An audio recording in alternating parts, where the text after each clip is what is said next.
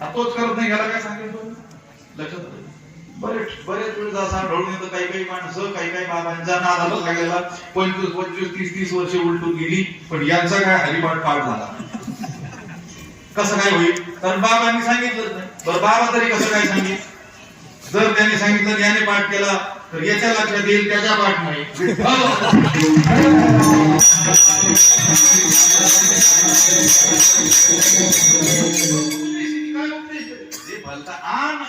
उपदेश भलता त्याला काहीतरी उपदेश करतात. लिंबू नारळ मोदी भानगडी काय असेल तुम्हाला ठाऊक असेल जास्त.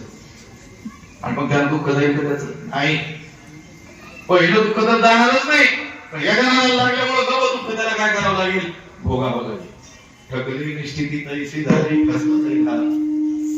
ज्ञानोबांनी त्या अभंगामध्ये पुढे 3 चरणामध्ये 3 वेगवेगळे दृष्टांत दिलेले आहेत. कशासाठी?